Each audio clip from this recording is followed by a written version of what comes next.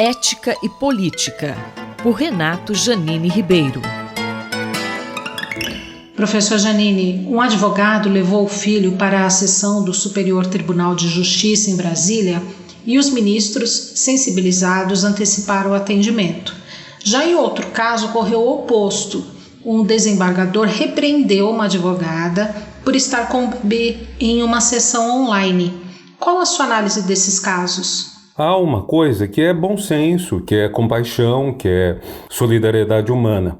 Obviamente, não é bom numa reunião que você tem em grupo ter sons que distraem as pessoas da atenção devida. Obviamente isso não é bom, mas é preciso entender também do que se trata.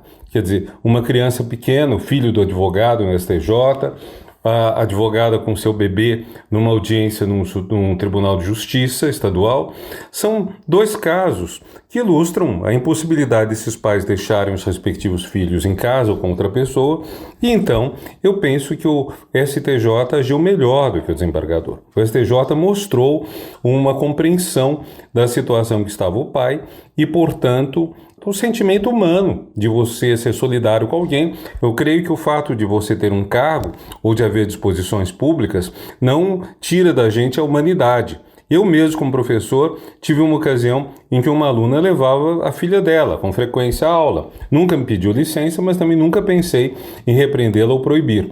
E houve uma coisa curiosa, um aluno que me pediu que a proibisse. Eu falei, olha, mas ela te incomoda? Ela falou, professor, sabe, incomoda, porque a menina é tão encantadora que eu não consigo prestar atenção na sua aula. O senhor desculpe, veja só como a expressão dele foi curiosa. O senhor desculpe, mas o senhor não consegue rivalizar com essa menininha. Bom, mas o que eu podia fazer? Não ia, porque a menina era encantadora, não era barulhenta, não fazia distúrbio, não iria por causa disso pedir para a mãe não trazê-la, até porque a mãe a trazia porque não tinha alternativa. Não é a melhor coisa para a criança estar ou numa sessão de tribunal ou numa aula de adultos, não é a melhor situação. Então a gente tem que acreditar, a não ser que haja indício veemente do contrário, tem que acreditar que a mãe ou o pai está levando porque não teve com quem deixar. E aí rola a solidariedade humana, como eu disse. A primeira-ministra da Finlândia está sendo alvo de críticas por ter aparecido em um vídeo dançando com amigos. O senhor acha que se ela fosse homem o tratamento seria outro? Eu não sei se o caso da primeira-ministra da Finlândia é específico por ela ser mulher, mas é bem possível que seja. Mas, sobretudo, é uma pessoa que está afirmando o seu direito a se divertir, o seu direito a ter uma vida privada que não seja invadida pelos outros. Veja, uma parte da argumentação dos conservadores contra ela, do partido mais de direita, foi justamente que se houvesse uma emergência, por exemplo, se a Rússia invadisse a Finlândia, ela estiria se divertindo e talvez tivesse até bebido e não pudesse atender imediatamente. Desse ponto de vista, se a pessoa estiver extremamente cansada, o que acontece? Se a pessoa estiver doente, o que acontece? Em todas essas situações, você tem uma cadeia de substitutos, uma sequência de substitutos. Se houvesse necessidade de acionar outra pessoa, seria perfeitamente possível acioná-la. Então, eu creio que talvez haja um certo machismo nisso, mas acho, sobretudo, há uma visão conservadora de que as pessoas que estão numa função pública não podem se divertir, não podem ter sua vida privada. Eu creio que nós devemos deixar muito clara essa vida privada. Vou dar um exemplo. Faz alguns poucos anos, começou a se divulgar, inclusive pela internet, que o presidente Juscelino Kubitschek teria sido amante da mulher de um político da época. Teriam tido um relacionamento muito duradouro. Bom, vá lá que alguém diga que esse assunto é de interesse coletivo porque ele era presidente da República. Eu já não acho muito isso. Mas foi exposta a vida privada de uma pessoa que não tinha participação política nenhuma, que nunca usou o seu possível namoro com o então presidente para alguma vantagem pessoal de sua família. Então, por que isso? Respeitemos a vida pessoal. Respeitemos a vida privada de quem está num cargo público, a não ser, evidentemente, que haja indícios fortes de que essa pessoa está usando suas relações privadas para vantagens públicas, o que é inaceitável. Mas só nesse caso. O professor Renato Janine Ribeiro conversou comigo, Valéria Dias, para a Rádio USP. Ética e Política, por Renato Janine Ribeiro. Reflexão Econômica, por Luciano Nakabashi. Professor, nosso tema hoje é o bicentenário da independência. Quando a gente olha a questão do bicentenário, uma data com muito significado, bastante importante na nossa história, de um país, se a gente for olhar historicamente, com uma independência relativamente recente, mas com uma democracia ainda em processo de estabelecimento. Então, nesses 200 anos, o país passou por momentos mais ditatoriais, momentos mais democráticos. Assim como outros países latino-americanos, a gente passou por diversos momentos turbulentos, seja em termos de regime, de poder, econômicos, políticos, o que é reflexo, de um país com um processo de fortalecimento institucional de uma maneira relativamente lenta e de um país que começou com instituições muito desiguais, instituições que estimulam a desigualdade e que acaba favorecendo uma elite. Muito parecido com outros países latino-americanos. Temos aí raízes muito semelhantes, uma história muito semelhante. Mas essa data ela é muito importante, ela tem que ser comemorada. Não é só uma questão de independência do país, mas é uma data que mostra toda a questão de construção de uma nação e que a gente deve olhar os acertos, olhar os erros. A gente tem um processo recente de redemocratização no país, onde também tem sido turbulento. Em termos econômicos, em termos políticos, tivemos aí impeachments, alguns presidentes sofrendo esse processo de impeachment e muita instabilidade econômica também como consequência. Não tem como dissociar uma coisa da outra. Então, o que é reflexo dessas instituições que ainda estão em formação. E na economia, qual a importância dessa data? Quando a gente pensa na democracia, antes mesmo de pensar na parte econômica, é super importante valorizar esse processo, esse regime e colocar energia para que esse processo se fortifique, esse regime democrático se fortaleça ao longo do tempo, por uma questão de liberdade de expressão, liberdade de fazer aquilo que as pessoas desejam desde que respeite as regras existentes. Eu acho que o coletivo sempre vem antes do individual. Mas é importante esse processo democrático que traz esse equilíbrio do individual e do respeito ao coletivo também. Então, todos os países que são mais avançados, eles têm uma democracia que é forte, bem estabelecida, mas com respeito à sociedade como um todo. O coletivo sempre tem que ser respeitado. São países onde as regras são mais valorizadas, onde elas são mais respeitadas e onde existe mais harmonia no convívio social, no convívio do dia a dia. Isso é muito importante para a qualidade de vida e também para a economia. E se a gente pensa no momento atual, é fundamental valorizar essa questão democrática até como uma questão de ganhos econômicos. A gente vê países como China e Rússia, que são economias com grande concentração de poder, muito pouco democráticas, e que vem causando instabilidade mundial. Uma, porque é uma potência bélica, e tem ameaçado ali a estabilidade da Europa e do mundo, de uma forma geral. E outro que é uma potência também bélica e econômica, e que tem afetado toda a questão da produção, que hoje se dá em cadeias globais de valor, ter uma ligação entre os países, entre a economia dos países muito forte. E esse processo autoritário de combate à pandemia vem causando problemas na economia não somente da China, mas também do resto do mundo, porque o mundo é muito interligado hoje. Nessa questão produtiva, na questão do fluxo de pessoas, fluxo de capitais. Então, o que acontece lá na China acaba afetando outros países. Então, países que são democráticos, que são mais confiáveis, podem se aproveitar melhor hoje de um processo que já vem ocorrendo de mudanças dessas cadeias produtivas globais, onde não dá para olhar somente o econômico, porque isso gera uma certa instabilidade. Os países ficam dependentes de outros países, como Rússia e China, que não são confiáveis, E o Brasil, se fortalecer a sua democracia, pode se aproveitar e se inserir mais nessas cadeias produtivas globais. Mas temos que valorizar a verdadeira democracia, Acho que isso é fundamental.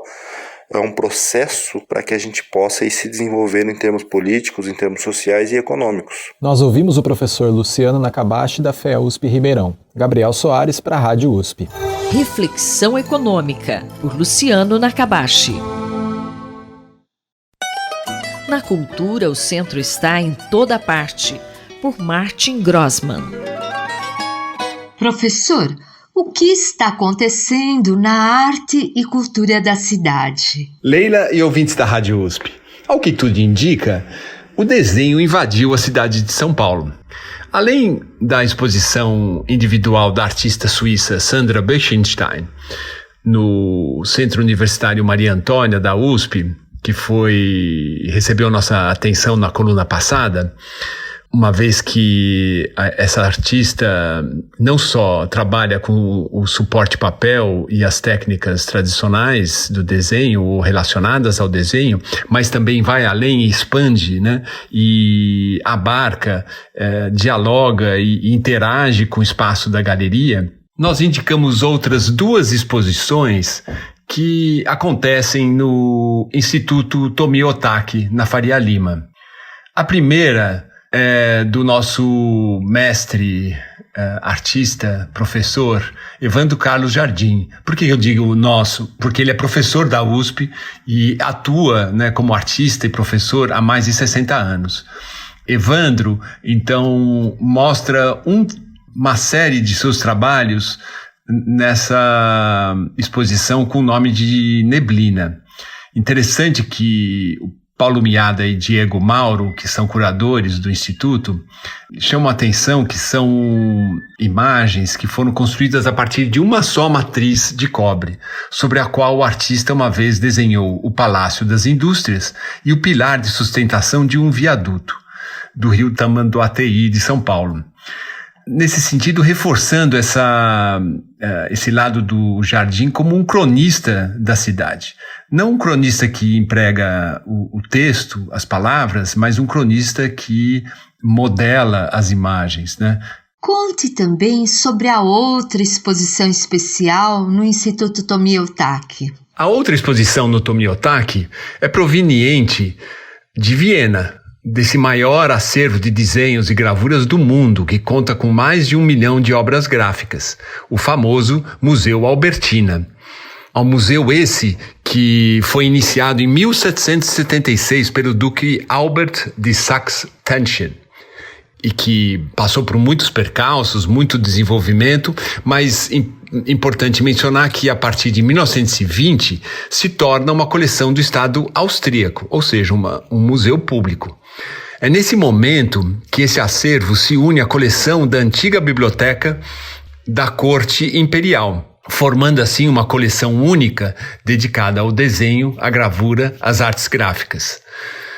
A exposição em cartaz, o Rinoceronte, 5 séculos de gravuras do Museu Albertina, é composta por 154 obras de 41 artistas, do Renascimento à Contemporaneidade. Além de Evandro Carlos Jardim, é possível estar em vivo contato com outros grandes mestres da história da arte mundial, desde Andrea Mantega a Peter Bruegel, ao Dürer, né, passando por Goya, Piranesi, Canaletto, mais adiante Toulouse-Lautrec, Edvard Munch, Kirchner, o expressionista, assim como Beckmann, o Gustav Klimt e Schiele, esses 2 últimos de Viena.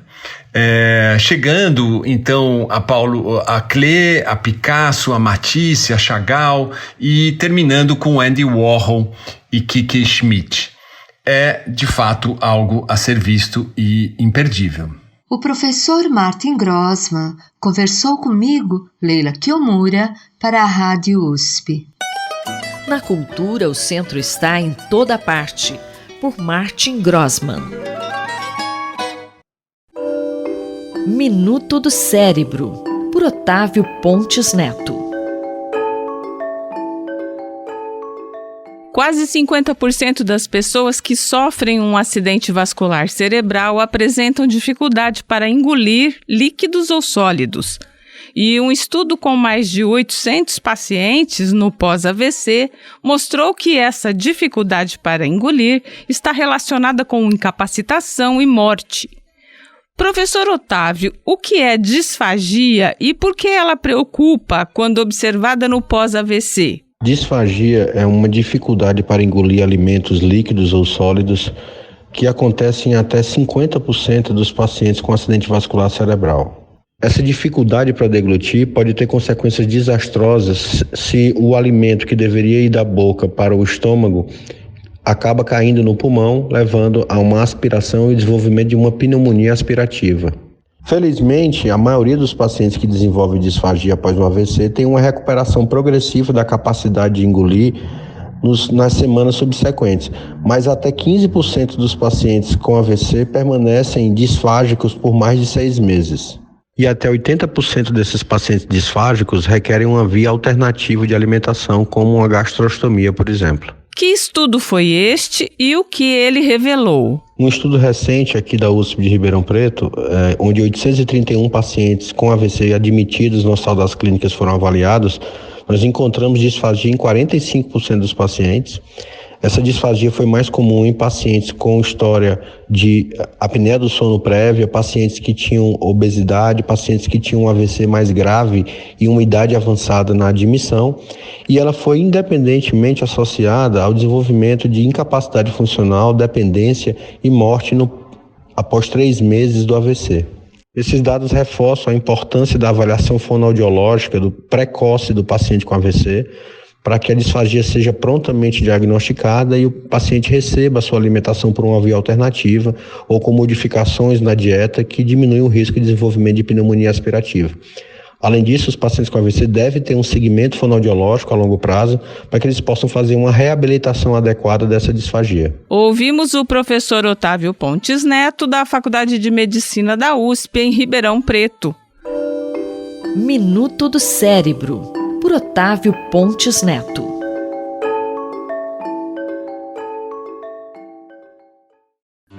Doutor Bartô e os Doutores da Saúde, com João Paulo Lotufo. Dr. João Paulo Lotufo, nos conte como foi o Congresso Brasileiro de Pneumologia Pediátrica. Quais foram as novidades, hein? Nessa semana tivemos o Congresso Brasileiro de Pneumologia Pediátrica no Rio de Janeiro, capitaneada pela doutora Maria de Fátima Pombo Santana e Dr. Clemer Santana, amigos de longa data. Tive a oportunidade de participar levando 2 temas, uma conferência sobre tabagismo, uma doença pediátrica, e o tema cigarro eletrônico. Geralmente esses temas não ocupam lugar de ponta nos congressos, mas foi interessante porque ambas as salas estavam lotadas. Talvez com um número superior a quase 300 pessoas, entre professores pediatras, pneumopediatras, residentes de pediatria. Por que esse interesse sobre o tema? Porque todos conhecem alguém que usa o cigarro eletrônico no Brasil e todos já foram indagados sobre o benefício ou malefício dos mesmos, apesar da proibição de venda no país ter sido reforçada pela Anvisa. Um aluno do Rio me procurou, pois foi ligado ao Dr. Alberto Araújo, a quem homenageei, abrindo minha fala nesse congresso como sendo ele o Dom Quixote da luta antitabágica. Estão investigando o conhecimento dos estudantes de medicina no Rio de Janeiro sobre o cigarro eletrônico. E a grande maioria, me disse esse aluno, desconhece o malefício que ele pode trazer, apesar de utilizá-lo. As informações, na verdade, não chegam à população. Por quê? Porque as informações têm vindo pela internet. As drogas lícitas, álcool, tabaco, também cigarro eletrônico e maconha, têm uma fonte ampla de fake news na internet e até na mídia tradicional que se sobrepõe às informações científicas. Dr. Lotufo, mais uma vez o cigarro eletrônico tomou o protagonismo, né? O cigarro eletrônico está produzindo uma geração de jovens dependentes de nicotina, intoxicação esta muito maior que o que produz o cigarro normal. O jovem diz: fumo porque eu quero, a hora que eu quiser parar eu paro, mas aí muitos já serão dependentes de nicotina e outros já estarão caminhando para outras drogas. Em publicação no Wall Street Journal em 2019, publicou-se que um jovem de 15 anos vendia suas roupas, roubava coisas de casa para adquirir cigarro eletrônico. Era uma dependência nunca vista com cigarros tradicionais. Este camarada ficou internado em clínica de desintoxicação por 40 dias. Ele teve um declínio rápido nas notas escolares, dificuldade de concentração, comportamento explosivo, interrupção de atividades de escotismo, parou de pescar, isolamento para vaporizar, ele se trancava no quarto e teve convulsão.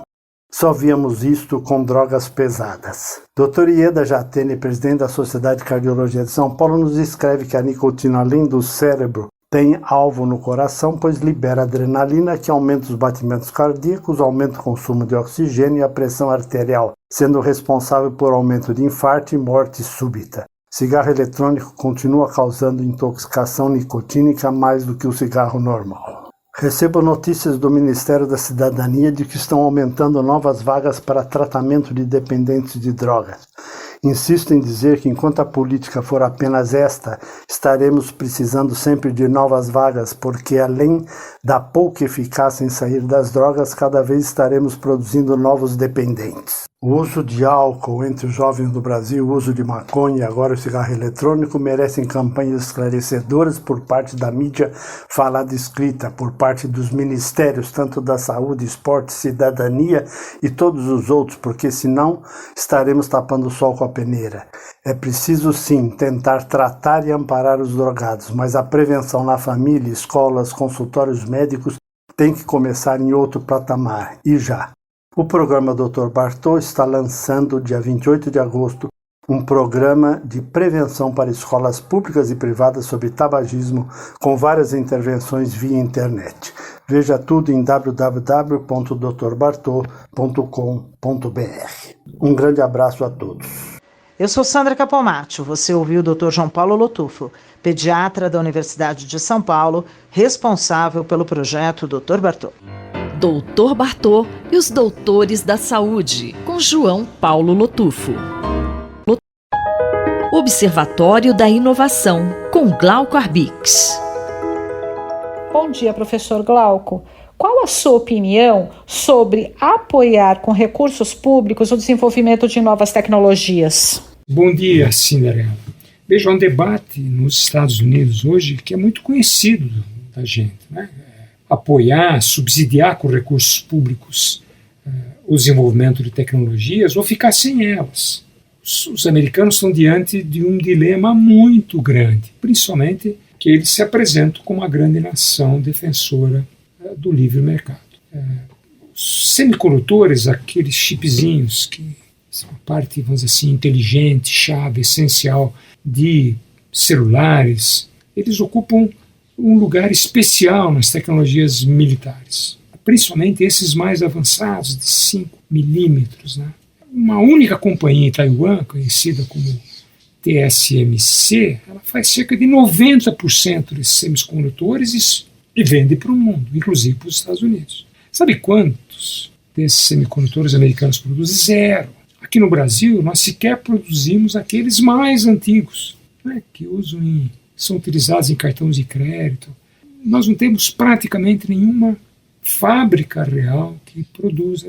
Temos algumas fábricas que produzem pedaços desse processo. O debate é muito forte, porque o Senado americano se dispõe a investir mais de 50 bilhões de dólares para exatamente recuperar a capacidade de competir e de ter o desenvolvimento desses semicondutores que são essenciais, a começar a indústria de defesa aqui. A guerra da Ucrânia, a invasão da Ucrânia pela Rússia, trouxe o medo que a China invada Taiwan e se apodere da única grande empresa que produz esses semicondutores. Esse é o quebra-cabeças, né, da disputa. Veja, se a gente olhar para Coreia do Sul, para o Japão, para a Índia, para a Alemanha, todos esses países eles subsidiam a indústria de semicondutores. Todos eles, os subsídios pega os dados da OCDE, os subsídios vão entre 30% a 50% nesse país. Na China, chega até a 70%. Professor, é claro que sem o subsídio do governo fica inviável?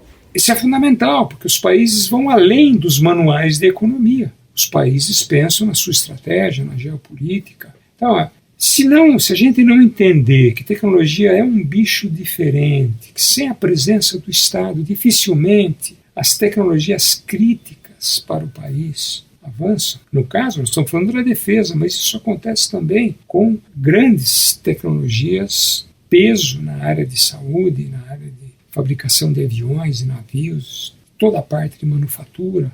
Veja que a ironia, órgãos da imprensa chinesa criticam o projeto de lei, esse que prevê o subsídio de mais de 50 bilhões, como sendo mais uma manobra da mentalidade de Guerra Fria. Claro, o dilema atual para os americanos é muito claro. Sem subsídio, os semicondutores avançados eles estarão fora do alcance da maioria dos países do chamado mundo ocidental, a começar dos Estados Unidos, estarão fora dos países que são os grandes defensores do livre mercado. É uma história que a gente conhece no Brasil e as decisões dos últimos anos têm sido tirar o Estado desse tipo de atividade.